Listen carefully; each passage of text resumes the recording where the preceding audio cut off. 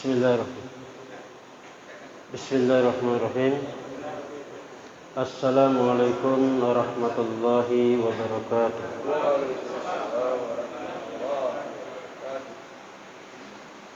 Nahmaduhu wa nusalli ala rasulil karim, amma ba'd.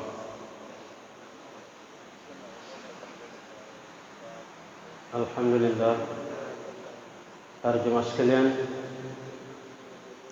kita bersyukur kepada Allah Subhanahu wa taala dan berkat taufik dan hidayah Subhanahu wa taala sehingga petang hari ini kita dapat berkumpul di tempat mulia ini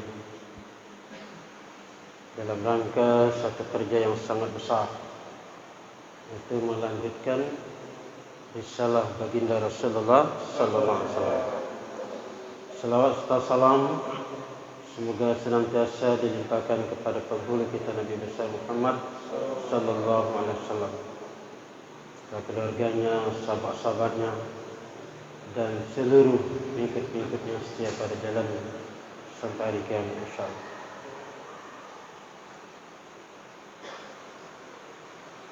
Para jemaah sekalian,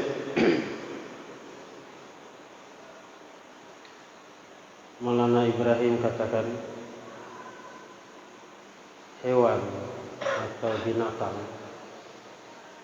bila ditarbiyah, dididik, maka bisa mendatangkan keuntungan, manfaat bagi manusia. Tapi hewan-hewan ini, binatang kalau tidak ditarbiyah, maka dia akan menjadi ganas, liar, dan akan merugikan bagi manusia.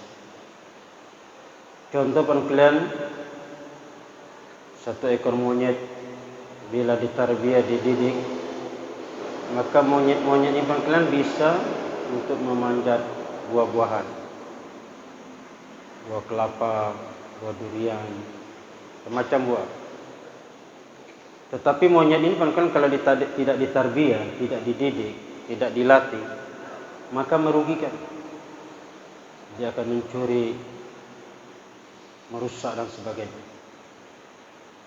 Demikian juga dengan seekor gajah. Bila gajah ini dilatih, dididik pangkilan, maka gajah ini akan mendatangkan manfaat. Bisa mengangkat kayu yang berat, barang-barang yang berat bisa diangkat. Bahkan bisa diajak untuk main sirkus. Tapi gajah ini pangkilan kalau tidak ditarbiyah, dia akan liar, ganas, merugikan. Demikian juga dengan seekor ular. Ular ini panggilan kalau dilatih, dididik, bisa untuk cari makan.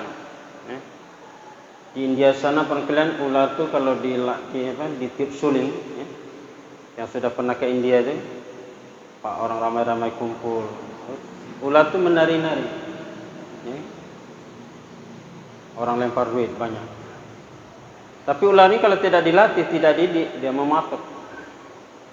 Bahaya, bisa ular. Demikian juga panggilan manusia. Manusia ini panggilan kalau dilatih, dididik, diislahkan, ditarbiyah, maka manusia ini akan mencapai ketaatan. Bahkan ketaatan ini bisa melebihi ketaatan para malaikat alaihissalam. Malaikat. Tetapi panggilan manusia ini kalau tidak dilatih, tidak dididik, tidak ditarbiyah, tidak diislahkan, tidak di 3 harikan, tidak di 40 harikan, tidak di 4 bulankan, maka panggilan bentuknya aja seperti manusia, tapi perangainya seperti haiwan. Maka oleh karena itu panggilan Maulana Umar katakan, Maulana Umar Qulanpuri rahmatullah alaih mengatakan, dakwah ini adalah merupakan sarana tarbiyah umat. Dakwah ini adalah sarana tarbiyah umat untuk mencapai sifat kesempurnaan umat di seluruh alam secara bertahap-tahap. Sehingga umat ini layak dan pantas untuk melanjutkan risalah baginda Rasulullah sallallahu alaihi wasallam. Jadi umat ini pun dipersiapkan untuk melanjutkan risalah Nabi. Maka umat ini perlu ditarbiyah dulu, perlu dididik, perlu diislahkan dulu secara bertahap-tahap. Maka dikeluarkan di 3 hari kan, di 40 hari, 4 bulan, 6 bulan, 4 bulan untuk menterbiah daripada umat, untuk melatih.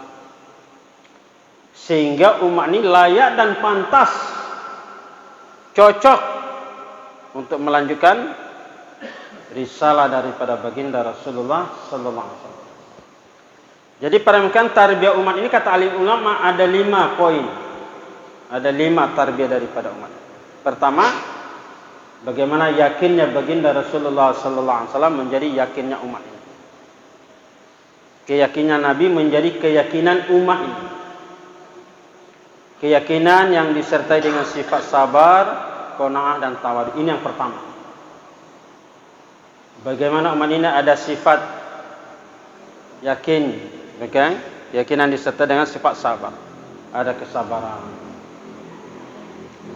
Kita ini ada iman juga, tapi kadang-kadang kesabarannya kurang. Sehingga datang diuji sedikit, masalah sedikit, kadang-kadang sudah enggak aktif. Ada ujian sedikit, kadang-kadang enggak mau keluar gali, enggak mau makomi lagi, enggak mau buat ta'alam lagi di rumah, dan sebagainya. Karena kesabaran, maka perlu ditarbiyah secara bertahap. Gimana orang-orang terdahulu, para sahabat dulu, tarbiyah. Mereka diuji dengan bermacam-macam ujian, tapi mereka tetap istiqamah dalam kerja dakwah. Kemudian disertai dengan sifat tawadu. Ada rendah hati, tidak ada kesombongan. Karena kita ini, masya Allah, masih ada sifat-sifat ujub. Maka ini perlu ditarbiyah sedikit. Asal sifat tawadu macam para sahabat.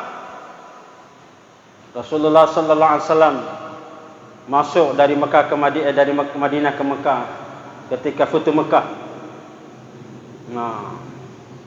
Tapi Rasulullah masuk ke Mekah dalam keadaan tawadu. Ada sahabat mengatakan hari ini hari kemenangan, tapi Rasulullah mengatakan hari ini hari perdamaian, hari kasih sayang, seperti itu. Tidak ada kesombongan. Padahal kemenangan sudah di tangan umat Islam. 2/3 dan sudah ditaklukkan para sahabat. Sehingga perkalian kita ini dalam kerja dakwah ini ada sifat rendah hati. Baru jangan diberi kelebihan kita udah ada sifat sombong dan sebagainya. Maka perlu ditarbiyah keimanan kita. Kemudian perkalian keyakinan yang disertai dengan sifat qanaah. Ada merasa cukup. Kadang-kadang kita ini perkalian merasa kecukupan ini kadang-kadang kurang, Sehingga kadang-kadang udah dapat nih mau ini lagi kurang. Sehingga gara-gara merasa kurang, tidak ada kepuasan perkalian, sehingga kadang-kadang takaza agama kita abaikan. Karena mengejar dunia ini dijadikan target. Sehingga tidak sampai target sehingga dia pending kerja dakwah. Kalau para sahabat dunia ini enggak ditargetkan, tapi akhirat mereka target. Ini bedanya kita dengan sahabat. Kalau kita ini dunia yang kita targetkan. Bulan ini saya harus mendapat beli mobil, dapat bikin rumah besar. Ini kita mempunyai. Kenapa? Sifat qanaah kita belum wujud. Tapi para sahabat perkalian mereka sudah mendapat makanan, rumah sudah merasa cukup. 1 hari makan sudah merasa cukup. Makanya bagaimana sifat qanaah ini juga perlu ditarbiyah. Bukan tidak ada qanaah, kita ada, tapi masih perlu disempurnakan lagi perkalian. Walaupun kita memang tidak akan sampai sempurna, tetapi usaha sebagaimana para sahabat. Itu keyakinan disertai dengan sifat sabar, qanaah dan tawad. Ini yang pertama. Yang kedua, keyakinan yang mampu mentaati semua perintah Allah, menjauh semua larangan Allah. Ini keyakinan seperti ini yang ditargetkan dalam kerja dakwah secara bertahap-tahap. Bagaimana semua perintah-perintah Allah Subhanahu wa taala dilaksanakan, yang dilarang Allah Subhanahu wa taala ditinggalkan. Kemudian sunnah-sunnah Nabi dapat diwujudkan dalam kehidupan kita sehari. Jadi mampu mentaati semua perintah Allah, menjauh semua larangan Allah Subhanahu wa taala. Ini target daripada usaha dakwah. Ini penukilan sebagaimana para sahabat. Yang ketiga penukilan, keyakinan yang tidak terkesan lagi dengan suasana dan keadaan. Nah, ini target keimanan yang tertinggi. Sebagaimana imannya para nabi, para rasul, juga imannya para sahabat. Iman mereka ini Masya Allah sudah mentok pada. Jika sahabat katakan iman mereka ini sudah mentok iman mereka. Sehingga kalau dinampakkan surga mereka di hadapan mereka, mereka tidak terkesan. Kenapa? Karena iman mereka ini begitu juga Nabi Ibrahim AS dimasukkan ke dalam api selama 40 hari 40 malam. Selahir bulu roma pun tidak ada yang terbang. Ini keyakinan seperti ini para sekalian. Yang tidak terkesan lagi dengan suasana dan keadaan. Dalam keadaan sehat, sakit, dalam keadaan lapang, sempit, dalam keadaan kaya, miskin, para sekalian, mereka ini senantiasa menyebut takaza-takaza agama. Ini para sekalian, tarbiyah daripada umat ini secara betul. Bagaimana keyakinan baginda Rasulullah sallallahu alaihi wasallam menjadi yakinnya umat ini. Maka kita kalau 3 hari, 40 hari, 4 bulan, 6 bulan para sekalian untuk mentarbiyah ini. Bukan kita tidak ada iman, ada iman perkelan. Tapi kata Allah, keimanan kita ini masih dicampur dengan kemaksiatan. Ya, apa buktinya? Sudah pada iman, tapi mata masih nggak bisa kontrol. Ada, iman juga. Masih doyan juga tengok benda-benda yang batil. Punya iman juga, tapi kadang-kadang diberi amanah kita tidak bisa amanah. Ya, kadang-kadang sedikit-sedikit makan. Padahal bukan hak kita. Menandakan keimanan kita ini belum sempurna perkalian. Karena kita masih mau makan barang-barang yang bukan hak kita. Kita diberi amanah, kadang-kadang kita tidak amanah, kita khianat. Yang kedua perkalian kata ulama, tarbiyah daripada umat ini, bagaimana fikir Nabi menjadi fikir umat. Ini fikir. Maka kita kelanjutan untuk membetulkan fikir. Bagaimana fikir kita? Bagaimana fikir Nabi? Apa yang Nabi fikir kan? Nabi ini kan senantiasa fikir umat. Fikir seluruh alam. Bagaimana hidayah tersebar Allah seluruh alam. Bagaimana semua manusia dilahirkan di permukaan bumi bisa selamat daripada azab Allah masuk surga. Ini fikir. Hari orang ada juga fikir, tapi fikir asabiyah. Bagaimana negara saya, bagaimana kampung saya, provinsi saya, kabupaten saya, bagaimana kecamatan saya, kelurahan saya, RW saya, RT saya, bagaimana keluarga saya. Itu yang difikirkan orang, tidak istimaiyat. Tapi fikir namanya fikir seluruh alam. Bahkan sampai bayang terakhir dilahirkan dapat hidayah. Maka kita kena nak luruskan fikir, betulkan fikir. Hari kita banyak masih kadang-kadang mikir hanya infiradi. Bagaimana sehari makan enak. Kadang-kadang keluarga pun kita tidak pikir. Istri, anak kita kadang-kadang belum dapat mengamalkan perintah Allah SWT. Kadang-kadang istri tak tahajud, tidak baca Quran, kadang kita tidak kerisauan. Anak-anak tidak sholat, kadang-kadang belum ada kerisauan. Nabi ini pernah senantiasa mikirkan kepada seluruh alam bagaimana manusia dapat hidayah. Ini fikir. Begitu juga para sahabat melanjutkan fikir Nabi. Tidak ada para sahabat yang memikir-fikir infiradi, itu enggak ada. Mereka senantiasa fikir istimaiyah. Fikir orang lain. Termasuk makan minum mereka. Kadang-kadang untuk mereka tidak mikir untuk bagaimana saya kenyang hari ini, tapi pikir bagaimana tetangganya kenyang, bagaimana tetangganya bahagia. Itu yang difikirkan. Jadi ini perkara. Orang hari ini juga fikir, tapi fikir kebun, fikir tanah, fikir jabatan. Bagaimana saya dapat jabatan yang tinggi. Bagaimana rumah saya jadi besar, bagaimana bisnis saya maju. Ini fikiran ini. Tapi enggak ada lagi fikir bagaimana agama hari ini maju. Memikirkan hanya kepentingan pribadi. Karena tidak mikir umat, kadang-kadang sanggup kalian biar orang menderita. Yang penting saya bahagia. Fikir seperti orang dulu ini kadang-kadang orang untuk menyenangkan orang lain itu udah berkurang, bahkan kadang-kadang hilang.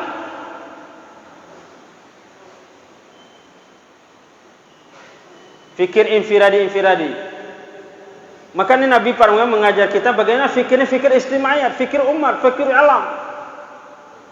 Maka kita kalau seperti untuk melatih fikir. Dan fikir itu kan mungkin sunnah yang paling terbesar. Sunnah sariro, fikir risau. Ini sunnah yang paling terbesar itu fikir umat. Sunnah yang paling terbesar daripada kita.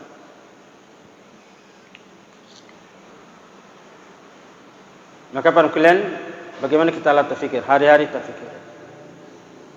Abu Bakar ada fikir, duduk merenung fikir. Abu Hurairah duduk merenung fikir. Tanya seorang fikir apa? Nabi fikir, bagaimana seorang sahabat fikir. Manusia dapat hidayah.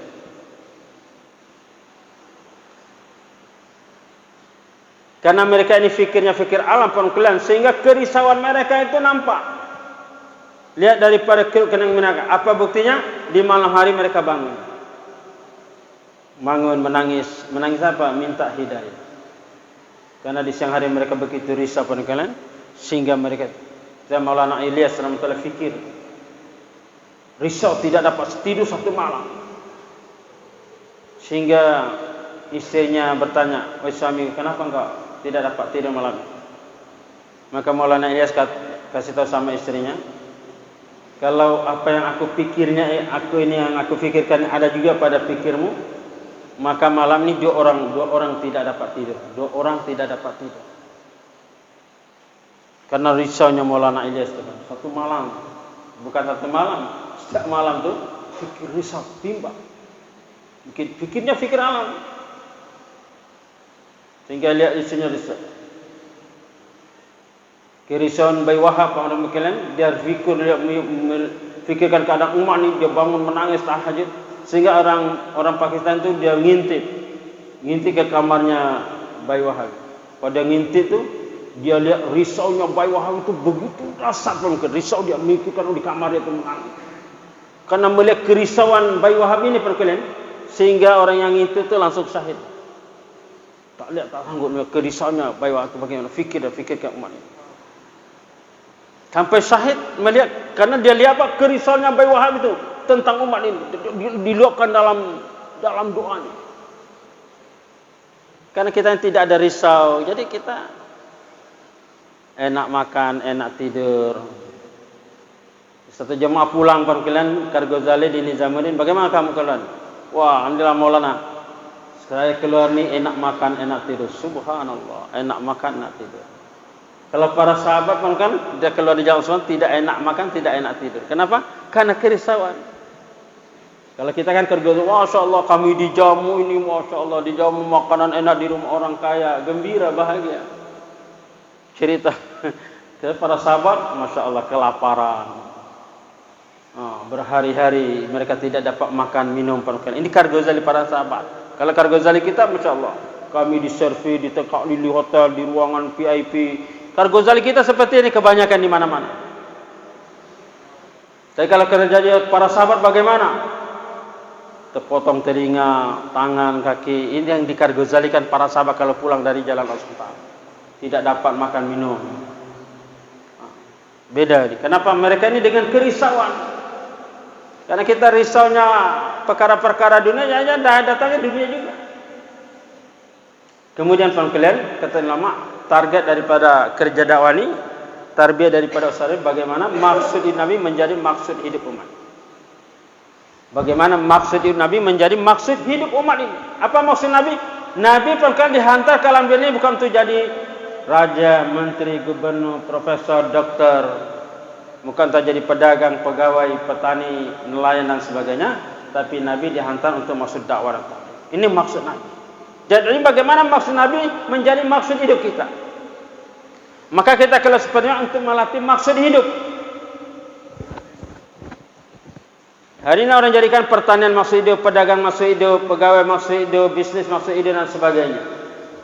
Sehingga pelan-pelan bila ada takaza agama, sehingga kita kadang-kadang tidak mampu menyambut takaza. Karena dengan alasan kalau saya keluar, siapa nak jaga kedai saya? Siapa nak jaga kebun saya? Siapa nak jaga pertanian saya, ternak saya? Ini alasan kita. Tapi kalau para sahabat pelan-pelan karena takaza maksud mereka adalah dakwah, sehingga waktu mau perang Tabuk pelan-pelan kurma mereka siap dipanen. Mereka bersila berangkat. Karena mereka mendahulukan takaza agama, sehingga asbab keperluan hidup mereka pun dipelihara oleh Allah Subhanahu wa taala. Sehingga kurma mereka itu tidak jatuh, bahkan buahnya membesar dan rasanya lebih manis dari piada biasa-biasa. Karena mereka jadikan dakwah ini sebagai maksud hidup. Ini kita masih dalam keadaan tahapan latihan, ya. Kadang orang baru, kadang-kadang orang masih daftari, kadang-kadang nisab tidak jaga ini, jangan dimarahin, ya. Cuman diberi peringatan, diingatkan. Maka kita perlu ada tim usuli dan sebagainya untuk mengingatkan, ya kan? Karena bermacam-macam permasalahan umatnya. Tapi target daripada kerja ini bagaimana seperti ini? Bagaimana maksud Nabi menjadi maksud hidup umat ini? Itu apa maksud Nabi? Dihantarkan untuk maksud dakwah. Sebagaimana Allah SWT katakan, kuntum khairu ummatin ukhrijat lin-nas ta'muruna bil ma'ruf wa tanhauna 'anil munkar wa tu'minuna billah. Ini Bayi Wahab rahmatullah alaihi, dia bacakan ayat ini perkalian, dia bayan di rawin itu Pak, sampai dia katakan, pahamkan Tuhan. Kita ini dihantar ke dunia ini untuk masuk dakwah, bukan untuk jadi petani, pedagang, nelayan. Pahamkan perkara ini Pak. Saya pun dengan apa mau dipahami? Kayaknya biasa-biasa aja, di Indonesia juga biasa dibayangkan ini. Setiap ulama apa semua bayan pakai ayat ini. Setelah kita renungi Pak, Masya Allah, rupanya luar biasa, dalam pengertian. Jadi pada ini kita ini dihantar perkara ini untuk masuk dakwah, bukan untuk perkara-perkara lain. Kita kalau 3 hari, 40 hari, 4 bulan, perkara ahli lama ini sebetulnya cuma alif batasa. Masuk pakiyai perkara supaya kita jadi hafiz Quran. Bukan mau jadi alim baca alif batasa saja, tapi maksudnya bagaimana kita jadi hafiz Quran. Maksud begitu juga perkara kerja dakwah kita ke 3 hari, 40 hari, 4 bulan alif batasa. Maksudnya apa? Nah, kita jadikan kerja dakwah ini maksud hidup kita. Inilah perkara kita maksud dihantar ke dunia. Sehingga apabila kita sudah jadikan dakwah ini maksud pelan-pelan, maka perkara-perkara keperluan ini bisa dikorbankan untuk maksud. Sehingga macam para sahabat, keperluan-keperluan dia mereka tinggalkan, mereka mendahulukan maksud. Insyaallah bisa dia Pak. Kita ini latihan, kadang-kadang kita keluar bergabung, ada. Kadang-kadang udah keluar pun kita masih lari-lari, ya kan? Ngelak-ngelak dari taklim, ngelak-ngelak dari jaulah, ya. Karena masih dilatih. Belum sebenarnya kita ini, belum kartun, belum dai sejati. Baru tahap latihan. Baru tahap tarbiyah secara bertahap-tahap. Kemudian kalian yang keempat, bagaimana mizatnya Nabi menjadi mizatnya umat. Apa mizat Nabi? Yaitu kecintaan Nabi. Apa yang dicinta oleh Nabi menjadi kecintaan kita, Pak. Ini. Apa Nabi cinta, Pak? Nabi cinta umat. Nabi cinta amalan-amalan. Nabi cinta zikir, cinta Quran, cinta salat, tahajud, macam cinta silaturahmi, cinta dakwah, cinta kehidupan akhirat. Ini cinta kehidupan akhirat. Maka kecintaan kita ini perlu ditarbiyah, perlu dilatih. Hari ini kita ada cinta, tapi cinta kita ini benda-benda yang lain. Cinta handphone, ya. Cinta Android, ya. Apa buktinya cinta? Kemana pergi kita bawa, ya. Di kantong sholat pun bawa, ya. Ya, hari-hari. Sehingga tak ada pulsa, baru sebentar tak ada pulsa langsung cari di mana ada paketnya jual, Pak. Kayak bagian orang terdahulu para sahabat, masya Allah, cinta tahajud, sehingga sahabat bangun tahajud malam. Umar bin Khattab radhiyallahu anhu pernah suatu hari, Pak, dia tidak bangun tahajud. Umar tidak bangun tahajud. Kenapa? Waktu malam itu setan itu datang tepuk-tepuk dia supaya terlelap, tidak bangun. Itu setan datang. Jadi setan ini yang suka kalau kita tidak buat amalan. Datang sehingga tidak bangun. Sehingga ketika itu Umar radhiyallahu anhu dia bangun, dia menangis dari pagi sampai siang sampai sore itu menangis terus. Karena penyesalan dia tidak buat tahajud itu. Sehingga apa perkalian? Allah beri pahala, ganjaran pahala tahajud berlipat kali ganda daripada dia sholat tahajud. Dan setan ini tahu. Dan setan ini wah kaget, sehingga apa? Akhirnya setan itu ditugaskan sama rajanya supaya membangunkan Umar itu untuk tahajud. Kenapa? Umar kalau tidak tahajud dia nangis, pahalanya lebih tinggi lagi daripada tahajudnya. Itu sampai seperti itu barangnya. Karena mereka saking cintanya dengan amalan. Bahkan sahabat terkena ketinggalan takbiratul ula. Bahkan tinggal takbiratul sehingga dia nak ganti dengan Abdurrahman bin Auf itu nak ganti dia punya dengan kekayaannya itu untuk mengganti pada pahala yang sama. Tapi tak bisa, Pak. Tidak bisa menyamai pahala. Kenapa? Karena mereka cinta dengan amalan itu buat luar biasa, Pak. Sehingga kalau malam hari para sahabat di malam hari dia menangis, dia baca Quran itu, masya Allah. Rumah-rumah sahabat, sehingga seorang sahabat katakan, aku tahu rumah si Fulan bin Fulan di mana rumahnya. Kalau di siang hari dia tidak tahu rumahnya, di rumah si A di mana, rumah si B si mana, tak tahu. Tapi kalau malam hari dia tahu, oh rumah si Fulan ini rumahnya. Kalau dia jalan, oh ini. Kenapa di rumah mereka dibunyikan suara-suara Al-Quran? Tengah malam mereka mengaji perempuan sehingga dia kenal suaranya. Kita hari ini perempuan kalau tidak ngaji satu hari biasa aja, tak ada penyesalan. Ketinggalan Isra tak merasa rugi. Kalau kita masuk sholat biasa-biasa aja. Maka perlu ditarbiyah bang kalian. Kecintaan kita perlu. Bagaimana kecintaan kita kepada amalan itu begitu tinggi. Apalagi cinta dengan umat. Cinta dengan kehidupan akhirat. Ini para sahabat. Sehingga para sahabat cinta rindu dengan kehidupan akhirat. Sehingga kehidupan dunia ini mereka bersahaja. Makan minum lebih kurang. Pakaian mereka juga masya Allah. Paling banyak sahabat itu pakainya tiga setel. Dan rata-rata para sahabat ini pakainya bertambal-tambal, Pak. Umar itu khalifah presiden, pakainya itu sampai 13 tambalan. Kalau kita sekarang dai awal-awal dulu jadi karkun pakai tambal biasa, Pak. Di sini tambal, ditambal. Sekarang masya Allah, tak ada lagi tambalan, berbordir, licin.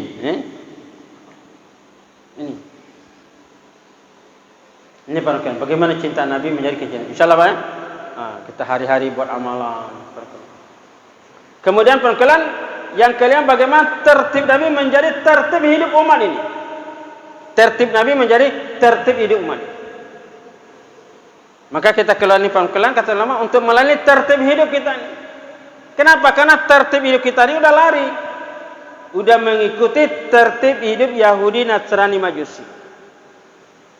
Dari segi makan minum, pakaian, rumah kita kadang-kadang, perkawinan dan sebagainya, kendaraan. Sudah itu mengikuti. Bagaimana tertib Nabi menjadi tertib Nabi? Dari bangun tidur sampai tidur 1 kali 24 jam ikut tertib hidup baginda Rasulullah sallallahu alaihi wasallam. Para jemaah yang dimuliakan Allah Subhanahu wa taala, alim ulama katakan dakwah ini maksud kita. Apabila maksud Nabi menjadi maksud kita, maka tertib hidup Nabi menjadi tertib hidup kita.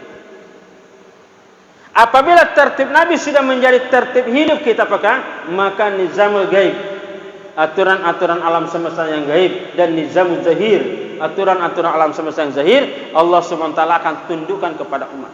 Maksudnya apa? Seluruh alam semesta ini Allah akan tunjukkan untuk berkhidmat kepada umat ini. Ini Pak. Kalau kita sudah jadikan maksud Nabi menjadi maksud hidup kita, sehingga perkara-perkara yang mencelakakan akan menyelamatkan. 11 keturunannya Allah pelihara sebagaimana keturunan Nabi Ibrahim alaihissalam. Ini penting. Kita lihat para sahabat. Kita lihat Imam Miqdad Ibn Aswad. Dia sedang buang hajat. Sehingga datang tikus. Tikus ngantar kepingan-kepingan emas. Sampai 17 kali. 17 kali. Ke-18 kali dia datang dan uncangnya digoyang-goyangi depan. Lagi sedang buang hajat. Tertib hidup tikus ini Pak merugikan, mencelakakan, merusak. Makan ikan asin, tempe dan sebagainya dimakan.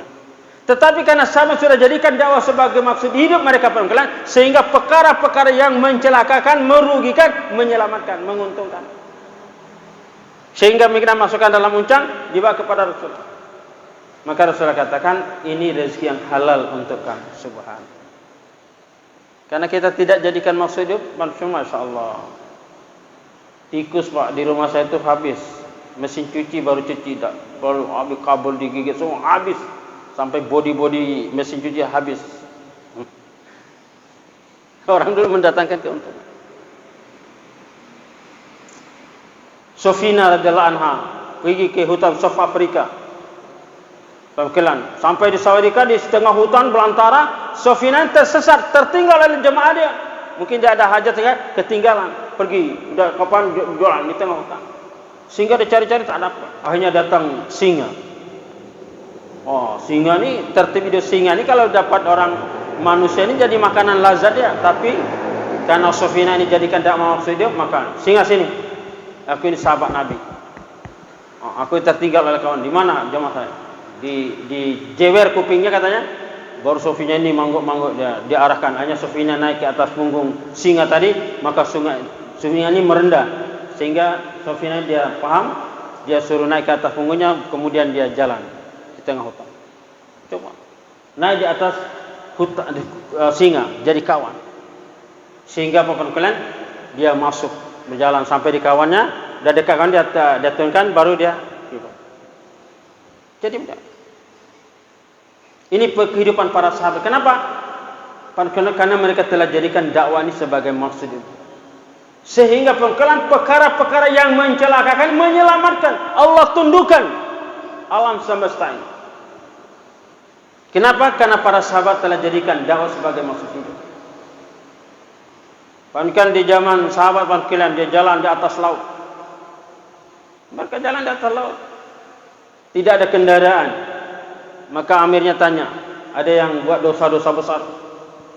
Maka sahabat semua geleng, tak ada yang buat dosa besar. Mereka kalau ada yang buat dosa suruh bertobat dulu. Tak ada yang buat dosa sehingga dia sholat 2 rakaat. Amirnya terus dia berangkat Bismillah. Akhirnya berjalan di atas laut.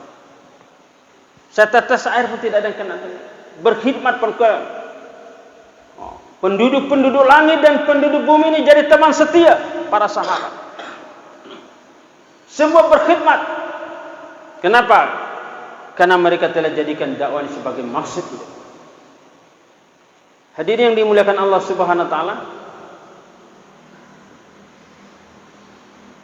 setiap usaha itu ada nama, tempat dan hasilnya. Namanya usaha pertanian. Medannya di mana? Sawah dan ladang. Hasilnya buah-buahan, sayur-sayuran, tumbuh-tumbuhan. Namanya usaha pendidikan. Tempatnya di mana? Di sekolah-sekolah, di kampus-kampus, di madrasah. Hasilnya ilmu pengetahuan. Namanya usaha politik. Medannya di mana? Di partai-partai. Hasilnya jabatan kekuasaan. Namanya usaha industri. Tempatnya di mana? Di pabrik-pabrik, di kilang-kilang. Hasilnya barang-barang produk. Namanya usaha nelayan. Medannya di lautan. Hasilnya ikan-ikan, sotong, udang dan sebagainya. Namanya usaha baginda Rasulullah sallallahu alaihi wasallam. Medannya di mana? Tempatnya di mana? di hati-hati manusia. Hasilnya hidayah. Jadi hidayah ini hanya ada di usaha Nabi. Tidak ada nama hidayah di usaha pertanian, di usaha perdagangan, di usaha industri, di usaha politik. Tidak ada hidayah di sana. Hidayah ini hanya ada usaha Nabi. Maka seorang petani untuk mendapatkan hidayah perlu usaha Nabi. Seorang nelayan untuk mendapatkan hidayah perlu usaha Nabi. Seorang industri, seorang karyawan untuk dapatkan hidayah perlu usaha Nabi. Seorang politikus untuk dapatkan hidayah perlu usaha Nabi. Seluruh lapisan manusia di pangkalan untuk mendapatkan hidayah perlu usaha Nabi.